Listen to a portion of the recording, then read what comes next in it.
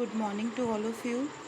सो हम class 12th का जो चैप्टर कर रहे थे मैट्रिसेस, उसी टॉपिक को हम आज आगे प्रोसीड करेंगे। इसमें हम आज कुछ डिफरेंट डेफिनेशंस ऑफ मैट्रिसेस जो हैं वो डिस्कस करेंगे। इससे रिलेटेड फिर कुछ और जो वीडियोस हैं इसकी डेफिनेशन से रिलेटेड, वो मैं वीडियोस आगे अपलोड कर दूँगी। तो आज हम कुछ डेफिनेशंस को समझ लेते हैं। डेफिनेशंस के बिहाफ पे फिर आपको एग्जांपल्स अच्छे से क्लियर हो जाएंगी। सो जो इसकी फ़र्स्ट डेफिनेशन है ये है symmetric matrices. So symmetric matrix क्या होती है, इसकी एक सिंपल सी डेफिनेशन है।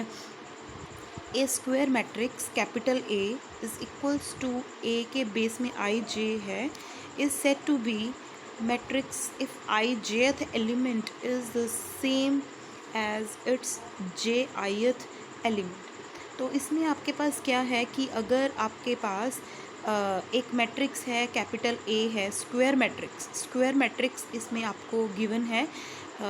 स्क्वायर मैट्रिक्स बेसिकली आपके पास क्या होती है, जिसमें ऑर्डर जो है वो आपके पास जैसे ऑर्डर 2 आप ले सकते हैं, 2 रोज़ एंड 2 कॉलम्स। तो उसको आप सिमेट्रिक मैट्रिक्स कब कह सकते हैं, जब आई जेथ यानी कि ए में आपके पास आई जे एलिमेंट हैं और जो आई जेथ एलिमेंट होंगे किसी और मैट्रिक्स के, वो दोनों जो हैं वो आपस में इक्वल हो जाएंगे। Thus matrix capital A is symmetric if A transpose is equals to A। यानी कि आपके पास इसका मतलब क्या है कि अगर आपके पास कोई भी एक A मैट्रिक्स है, उसमें आप उसका ट्रांसपोज कर देते हैं।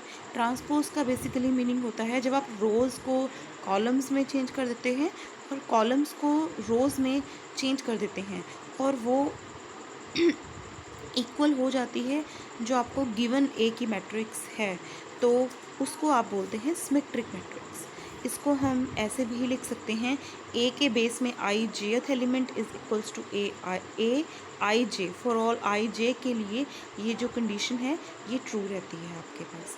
तो ये है सिमेट्रिक मैट्रिक्स जिसमें आपके पास ए ट्रांसपोज इक्वल्स टू ए आपके पास इक्वल होता है। तो ये है सिमेट्रिक मैट्रिक्स की definition. Next one is skew symmetric matrix. दोनों डेफिनेशंस में थोड़ा सा जस्ट स्लाइटली फ़र्क है। वो क्या है, a square matrix capital A is equals to a i j is said to be skew symmetric if i jth element is negative of its j ith element. यानी कि आपके पास इसमें क्या होगा कि ऊपर वाली जो डेफिनेशन थी उसमें क्या था कि एक मैट्रिक्स का आई जे था और दूसरी का जे आईथ एलिमेंट था, ठीक है, वो दोनों आपस में इक्वल थे, तो उस कंडीशन पे वो सिमेट्रिक मैट्रिक्स थी। और स्क्यू सिमेट्रिक में आपके पास होगा कि ए ऑफ जे आईथ एलिमेंट्स जो हैं वो minus of A i j के इक्वल रहेंगे आपके पास। यानी कि इसमें स्क्यू सिमेट्रिक कब होगी, जब ए का आप ट्रांसपोज करते हैं तो वो minus of given matrix of A के इक्वल रहती है, तो उस कंडीशन में वो स्क्यू सिमेट्रिक मैट्रिक्स जो है वो बन जाएगी। Next definition is conjugate matrix क्या होती है। तो conjugate matrix, the matrix obtained from the matrix capital A by replacing the elements bye there conjugates. इसमें आप क्या करते हैं कि जो कॉन्जुगेट मैट्रिक्स है, आपके पास सपोज़ एक मैट्रिक्स ए है, तो आप क्या करते हैं, उसके जो सारे एलिमेंट्स हैं उसको आप रिप्लेस कर देते हैं। रिप्लेसिंग मतलब उनके जो प्लेसेस हैं उनको चेंज कर देते हैं, तो उसको आप बोलते हैं conjugate. So it is said to be conjugate matrix and it is denoted by A के ऊपर ऐसे लाइन लग जाती है, तो इसको बोलते हैं कॉन्जुगेट मैट्रिक्स। मतलब उसके सभी एलिमेंट्स को आप रिप्लेस कर देते हैं तो वो आपके पास कॉन्जुगेट मैट्रिक्स जो है वो बन जाती है। Next definition is Hermitian matrix. So Hermitian matrix क्या होती है, a matrix capital A is said to be Hermitian.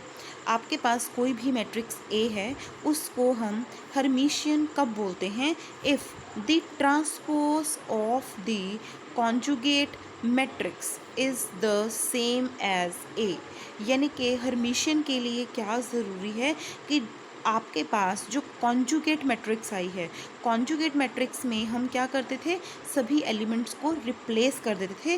Replacement करने के बाद सभी एलिमेंट्स का आपने ट्रांसपोज कर देना है। ट्रांसपोज की डेफिनेशन होती है जिसमें आप रोज़ और कॉलम्स को इंटरचेंज कर देते हैं, rows change into columns and columns change into rows, तो वो आपके पास क्या बन जाती है, हर्मिशियन मैट्रिक्स। यानी कि पहले कॉन्जुगेट चाहिए मैट्रिक्स का, कॉन्जुगेट निकालने के बाद आपने ट्रांसपोज निकाल देना है। इसको हम ऐसे भी लिखते हैं, ए के ऊपर कॉन्जुगेट, यानी कि ए का सबसे पहले आपको कॉन्जुगेट निकालना पड़ेगा, उसके बाद फर्दर आपको उसका ट्रांसपोज निकालना है। ये किसके इक्वल होता है, ए के इक्वल। और आप हर्मिशियन को इस सिंबल के साथ भी डिनोट करते हैं, Hermitian matrix is equals to A. तो ये है Hermitian matrix. Next is skew Hermitian. Skew Hermitian में अब क्या फ़र्क है, a matrix capital A is said to be skew Hermitian if the transpose of the conjugate matrix is negative of A। ये आपके पास पॉजिटिव A के equal होती थी, इसमें आपके पास माइनस A के इक्वल हो जाएगा। बस यही इन दोनों डेफिनेशंस में डिफरेंस है। आगे नेक्स्ट जो है डेफिनेशन, ये आपके पास है ऑर्थोगोनल मैट्रिक्स क्या होती है। तो ऑर्थोगोनल जो मैट्रिक्स है इसकी डेफिनेशन है, a square matrix capital A is said to be orthogonal if A transpose into A is equals to A into A transpose equals to identity. तो ये आपके पास है, यानी कि ए का जो ट्रांसपोज है इंटू ए, यानी कि ए ट्रांसपोज चाहे आपके पास ए से आगे हो या ए के पीछे हो, दोनों की अगर आप मल्टीप्लिकेशन करते हैं मैट्रिसेस की, तो वो आइडेंटिटी मैट्रिक्स ही बननी चाहिए। उस केस में हम उसको ऑर्थोगोनल मैट्रिक्स बोलते हैं। Next definition is unitary matrix.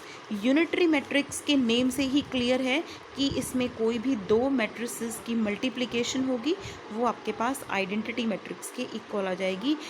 Unitary matrix में हम ए के ऊपर क्या लिखते हैं, Hermitian, A raise to power theta, मतलब इसको इस सिंबल के साथ डिनोट करते हैं।